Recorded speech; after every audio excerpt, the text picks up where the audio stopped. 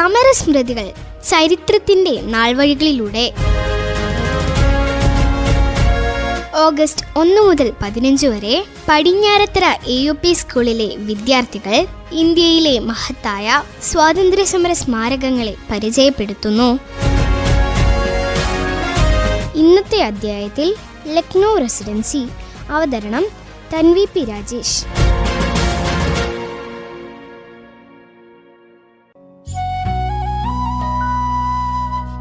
പ്രിയ കൂട്ടുകാരെ, ലക്നൗ റെസിഡൻസി സ്മാരകത്തെക്കുറിച്ച് നിങ്ങൾക്കറിയാമോ? ഇന്ന് നമ്മൾ യാത്ര ചെയ്യുന്നത് ഭാരതത്തിൻ്റെ ആദ്യ സ്വാതന്ത്ര്യ പോരാട്ടത്തിൻ്റെ വീരസ്മരണകളും യുദ്ധക്ഷതങ്ങളും പേറി നിൽക്കുന്ന ഉത്തർപ്രദേശിൻ്റെ തലസ്ഥാനമായ ലക്നൌവിലേക്കാണ്.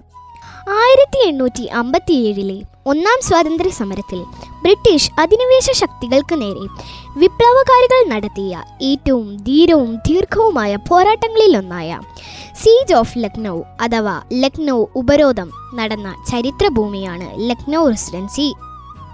ഈ മഹത്തായ സ്മാരകത്തിൻ്റെ ചരിത്രവും പ്രാധാന്യവുമാണ് ഇന്ന് നമ്മൾ മനസ്സിലാക്കാൻ പോകുന്നത്. ഉത്തർപ്രദേശിൻ്റെ തലസ്ഥാന നഗരിയായ ലക്നൌവിൻ്റെ ഹൃദയഭാഗത്ത് ചരിത്രപ്രസിദ്ധമായ ഗോമതി നദിയുടെ തീരത്താണ് ലക്നൗ റെസിഡൻസി സ്ഥിതി ചെയ്യുന്നത്.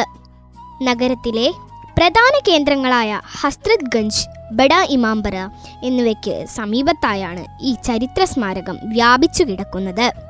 ഏകദേശം 33 ഏക്കറോളം വരുന്ന വിശാലമായ പച്ചപ്പ് നിറഞ്ഞ സ്ഥലത്ത് അന്ന് യുദ്ധത്തിൽ തകർന്നു വീണ കെട്ടിടങ്ങളുടെ അവശിഷ്ടങ്ങൾ അതേപടി നിലനിർത്തിക്കൊണ്ടാണ് ഈ സ്മാരകം ഇന്നും നിലകൊള്ളുന്നത്. ലക്നൗ റെസിഡൻസിയുടെ നിർമ്മാണ ചരിത്രം ആരംഭിക്കുന്നത് 18-ാം നൂറ്റാണ്ടിൻ്റെ അവസാനത്തോടെയാണ്. അന്ന് ഔദ് ഭരിച്ചിരുന്ന നവാബുമാരും ഈസ്റ്റ് ഇന്ത്യ കമ്പനിയും തമ്മിലുള്ള കരാറുകളുടെ ഫലമായാണ് ഈ സമുച്ചയം ഉയർന്നു വന്നത്. 1775 ഔദിലെ നവാബായ ആസഫ് ഉദ് ദൗള തൻ്റെ തലസ്ഥാനം ഫൈസാബാദിൽ നിന്ന് ലക്നൌവിലേക്ക് മാറ്റി. തുടർന്ന് ഈസ്റ്റ് ഇന്ത്യ കമ്പനിയുടെ പ്രതിനിധിയായ ബ്രിട്ടീഷ് റെസിഡന്റിന് താമസിക്കാനും ഓഫീസുകൾ പ്രവർത്തിക്കാനുമായി ഒരു സമുച്ചയം നിർമ്മിക്കാൻ അദ്ദേഹം തീരുമാനിച്ചു. 1780 ആരംഭിച്ച ഇതിൻ്റെ നിർമ്മാണം 1800 നവാബ് സാദത്ത് അലി ഖാൻ രണ്ടാമൻ്റെ ഭരണകാലത്താണ് പൂർത്തിയായത്. 1856 ഡൽഹൌസി പ്രഭു ദുർഭരണം എന്ന കാരണം പറഞ്ഞ് ഔദ് രാജ്യത്തെ ഈസ്റ്റ് ഇന്ത്യ കമ്പനിയിലേക്ക് നിർബന്ധപൂർവം കൂട്ടിച്ചേർത്തു. ഔദിലെ അവസാന നവാബായ വാജിദ് അലി ഷായെ കൊൽക്കത്തയിലേക്ക് നാടുകടത്തി.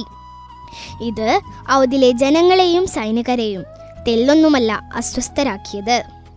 ഈ സംഭവം അവർക്കിടയിൽ ബ്രിട്ടീഷുകാർക്കെതിരെ വലിയ പ്രതിഷേധം രൂപപ്പെടുത്തി. ജനങ്ങളുടെ കണ്ണിൽ റെസിഡൻസി എന്നത് ബ്രിട്ടീഷ് സാമ്രാജ്യത്വത്തിൻ്റെ അഹങ്കാരത്തിൻ്റെയും ചൂഷണത്തിൻ്റെയും പ്രതീകമായി മാറി.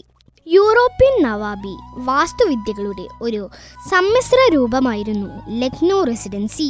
കേവലം ഒരു കെട്ടിടമല്ലിത്, മറിച്ച് ബ്രിട്ടീഷ് ഉദ്യോഗസ്ഥർക്കും അവരുടെ കുടുംബങ്ങൾക്കും സൈനികർക്കും താമസിക്കാൻ ആവശ്യമായ എല്ലാ സൗകര്യവുമുള്ള ഒരു ചെറിയ നഗരം പോലെയായിരുന്നു ഇത്. റെസിഡൻസിയുടെ പ്രധാന ഭാഗം 3 നിലകളിലായി നിർമ്മിക്കപ്പെട്ട കൂറ്റൻ കെട്ടിടമായിരുന്നു.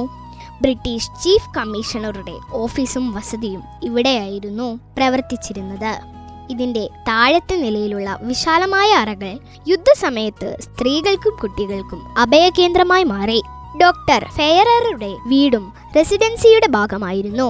ഉപരോധ സമയത്ത് പരിക്കേറ്റ സൈനികർക്കായി ഒരു താൽക്കാലിക ആശുപത്രിയായി ഇത് പ്രവർത്തിച്ചു.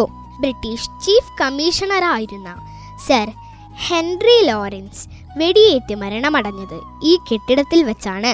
റെസിഡൻസി സമുച്ചയത്തിലേക്കുള്ള പ്രധാന കവാടമായിരുന്നു ബെയ്ലി ഗാർഡ് ഗേറ്റ്. വിപ്ലവകാരികളുടെ കടുത്ത ആക്രമണം നേരിട്ട പ്രധാന ഭാഗങ്ങളിൽ ഒന്നാണിത്. ഇന്നും വിപ്ലവകാരികൾ ഉതിർത്ത വെടിയുണ്ടകളുടെയും പീരങ്കിയുണ്ടകളുടെയും ആഘാതങ്ങൾ ഈ കവാടത്തിൽ വ്യക്തമായി കാണാം.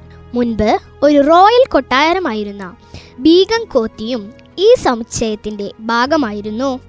സമുച്ചയത്തിനുള്ളിൽ സ്ഥിതി ചെയ്തിരുന്ന സെന്റ് മേരീസ് പള്ളിയും അതിൻ്റെ സെമിത്തേരിയും യുദ്ധത്തിൽ കൊല്ലപ്പെട്ട 2000-ഓളം ബ്രിട്ടീഷ് സൈനികരെയും പൗരന്മാരെയും അടക്കം ചെയ്ത സ്ഥലമാണ്. സർ ഹെൻറി ലോറൻസിൻ്റെ കല്ലറയും ഇവിടെയാണുള്ളത്. ഇന്ത്യൻ സ്വാതന്ത്ര്യ സമര ചരിത്രത്തിൽ ലക്നൗ റെസിഡൻസിയുടെ പേര് അവിസ്മരണീയമായത് 1857 നടന്ന പ്രസിദ്ധമായ ലക്നൗ ഉപരോധം അഥവാ സീജ് ഓഫ് ലക്നൗ എന്ന സംഭവത്തിലൂടെയാണ്. 1857 മെയ് 10 ആരംഭിച്ച വിപ്ലവത്തിന്റെ അലയടികൾ മെയ് അവസാനത്തോടെ ലക്നൌവിലുമെത്തി. ഔദിലെ ജനങ്ങൾ തങ്ങളുടെ പ്രിയപ്പെട്ട നവാബിനെ നാടുകടത്തിയതിലുള്ള രോഷത്തിലായിരുന്നു. നവാബ് വാജിദ് അലി ഷായുടെ പത്നി ബീഗം ഹസ്രത്ത് മഹൽ വിപ്ലവകാരികളുടെ നേതൃത്വം ഏറ്റെടുത്തു. അവർ തന്റെ കൊച്ചുമകനായ ബിർജിസ് ഗാദറിനെ ഔദിലെ പുതിയ ഭരണാധികാരിയായി പ്രഖ്യാപിച്ച് ബ്രിട്ടീഷുകാർക്കെതിരെ യുദ്ധം നയിച്ചു. 1857 ജൂൺ 30 നടന്ന ചിൻഹദ് യുദ്ധത്തിൽ വിപ്ലവകാരികൾ ബ്രിട്ടീഷ് സൈന്യത്തെ കനത്ത തോതിൽ പരാജയപ്പെടുത്തി. തുടർന്ന് ജീവനും കൊണ്ട് ഓടിയ ബ്രിട്ടീഷ് ഉദ്യോഗസ്ഥരും സൈനികരും സ്ത്രീകളും കുട്ടികളും അടങ്ങുന്ന 3000-ഓളം വരുന്ന ആളുകൾ റെസിഡൻസി സമുച്ചയത്തിനുള്ളിൽ തടവിലായി. വിപ്ലവകാരികൾ റെസിഡൻസി പൂർണ്ണമായി വളഞ്ഞു. ജൂലൈ 1 മുതൽ നവംബർ വരെ നീണ്ടുനിന്ന കടുത്ത ഉപരോധമാണ് ഇവിടെ നടന്നത്. സ്വാതന്ത്ര്യ സമര സേനാനികൾ റെസിഡൻസിക്ക് പുറത്തുനിന്ന് നിരന്തരം പീരങ്കികളും തോക്കുകളും ഉപയോഗിച്ച് ആക്രമണം നടത്തി. കടുത്ത ഭക്ഷണക്ഷാമവും രോഗങ്ങളും ബ്രിട്ടീഷുകാരെ തളർത്തി. വിപ്ലവകാരികളുടെ പീരങ്കിയുണ്ടകൾ ഏറ്റ് റെസിഡൻസി കെട്ടിടങ്ങൾ ഒന്നൊന്നായി തകർന്നു വീണു. എന്നാൽ കോളിൻ കാമ്പെല്ലിൻ്റെയും ഹെൻറി ഹാവലോക്കിൻ്റെയും നേതൃത്വത്തിലുള്ള പുതിയ ബ്രിട്ടീഷ് സൈന്യം നവംബറോടെ എത്തിച്ചേരുകയും കടുത്ത യുദ്ധത്തിന് ശേഷം ബ്രിട്ടീഷുകാരെ അവിടെ നിന്ന് മോചിപ്പിക്കുകയും ചെയ്തു. റെസിഡൻസിക്ക് നേരെ ഇന്ത്യൻ വിപ്ലവകാരികൾ നടത്തിയ ഈ ആക്രമണം ബ്രിട്ടീഷ് സാമ്രാജ്യത്വത്തിന് ഭാരതീയർ നൽകിയ ഏറ്റവും ശക്തമായ മുന്നറിയിപ്പുകളിലൊന്നായിരുന്നു. 1857 യുദ്ധത്തിന് ശേഷം തകർന്നിടിഞ്ഞ ലക്നൗ റെസിഡൻസിയെ ബ്രിട്ടീഷുകാർ ഒരു ഓർമ്മക്കുറിപ്പായി അതേപടി നിലനിർത്തി. ഇന്ത്യക്ക് സ്വാതന്ത്ര്യം ലഭിച്ചതിന് ശേഷം ഇന്ന് ഭാരത സർക്കാരിൻ്റെ ആർക്കിയോളജിക്കൽ സർവേ ഓഫ് ഇന്ത്യയുടെ പൂർണ്ണ നിയന്ത്രണത്തിലായി. കെട്ടിടങ്ങൾ വീണ്ടും പടുത്തുയർത്താതെ വിപ്ലവകാരികൾ ഉതിർത്ത പീരങ്കിയുണ്ടകൾ പതിച്ച പാടുകളും തകർന്ന ചുവരുകളും അതേപടി തന്നെ ആർക്കിയോളജിക്കൽ സർവേ ഓഫ് ഇന്ത്യ ഇന്നും സംരക്ഷിച്ചു പോരുന്നു. ഇത് സന്ദർശകർക്ക് ആ ചരിത്ര നിമിഷങ്ങൾ നേരിട്ട് കാണാൻ അവസരമൊരുക്കുന്നു. സമുച്ചയത്തിനുള്ളിലെ മെയിൻ റെസിഡൻസി കെട്ടിടത്തിന്റെ താഴത്തെ നിലയിൽ ഒരു മികച്ച മ്യൂസിയം പ്രവർത്തിക്കുന്നുണ്ട്. 1857 വിപ്ലവത്തിൽ ഉപയോഗിച്ച തോക്കുകൾ, വാളുകൾ, പഴയ മാപ്പുകൾ, അപൂർവ ചിത്രങ്ങൾ, ബ്രിട്ടീഷ് രേഖകൾ എന്നിവ ഇവിടെ പ്രദർശിപ്പിച്ചിരിക്കുന്നു. ഉപരോധത്തിൽ തകർന്ന കെട്ടിടങ്ങൾക്ക് ചുറ്റും പച്ചപ്പ് നിറഞ്ഞ മനോഹരമായ പുൽത്തകിടുകളും പൂന്തോട്ടങ്ങളും ഒരുക്കി പ്രകൃതി രമണീയമായ അന്തരീക്ഷത്തിലാണ് ഇത് നിലനിർത്തിയിരിക്കുന്നത്. ചരിത്ര പഠിതാക്കളും വിനോദസഞ്ചാരികളും ലക്നൌവിൽ തീർച്ചയായും കാണേണ്ട പ്രധാനപ്പെട്ട ഇടമാണ് റെസിഡൻസി സ്മാരകം. ലക്നൌവിലെ ചൗധരി ചരൺ സിംഗ് അന്താരാഷ്ട്ര വിമാനത്താവളത്തിൽ ഇറങ്ങി ടാക്സി മാർഗം റെസിഡൻസിയിലെത്താം. പ്രധാന റെയിൽവേ സ്റ്റേഷൻ ലക്നൗ ചാർബാഗ് ആണ്. ഇവിടെ നിന്ന് വെറും 5 കിലോമീറ്റർ മാത്രമാണ് റെസിഡൻസിയിലേക്കുള്ള ദൂരം. ലക്നൗ മെട്രോയുടെ വിശ്വേശ്വരയ്യ, മോത്തി മഹൽ അല്ലെങ്കിൽ ഹസ്രത്ത് ഗഞ്ച് സ്റ്റേഷനുകളിൽ ഇറങ്ങിയും എളുപ്പത്തിൽ ഇവിടെ എത്താം. തിങ്കളാഴ്ച ഒഴികെയുള്ള എല്ലാ ദിവസങ്ങളിലും സൂര്യോദയം മുതൽ സൂര്യാസ്തമയം വരെ രാവിലെ 7 മുതൽ വൈകുന്നേരം 6 വരെ പ്രവേശനം അനുവദിക്കാറുണ്ട്. സന്ദർശനത്തിന് ചെറിയ നിരക്കിലുള്ള ടിക്കറ്റ് ആവശ്യമാണ്. പ്രിയ കൂട്ടുകാരെ, ലക്നൗ റെസിഡൻസിയിലെ ഓരോ തകർന്ന ചുവരുകളും മാഞ്ഞു പോകാത്ത വെടിയുണ്ടകളുടെ അടയാളങ്ങളും നമ്മോട് സംസാരിക്കുന്നത് ഭാരതത്തിൻ്റെ സ്വാതന്ത്ര്യത്തിനു വേണ്ടി പോരാടിയ നമ്മുടെ മുൻഗാമികളുടെ തീക്ഷ്ണമായ ദേശസ്നേഹത്തെക്കുറിച്ചാണ്. ബീഗം ഹസ്രത്ത് മഹലിനെയും അവരുടെ ധീരരായ വിപ്ലവകാരികളെയും പോലുള്ള പോരാളികളുടെ വീര്യമാണ് അന്ന് റെസിഡൻസിയുടെ അടിത്തറ ഇളക്കിയത്.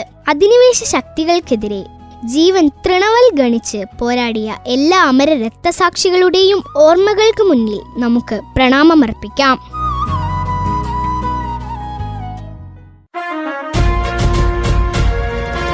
സമരസ്മൃതികൾ, ചരിത്രത്തിന്റെ നാൾവഴികളിലൂടെ.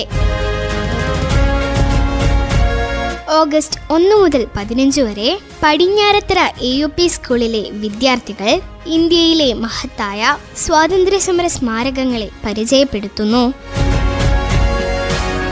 ഇന്നത്തെ അധ്യായത്തിൽ ലക്നൗ റെസിഡൻസി. അവതരണം തൻവി പി രാജേഷ്.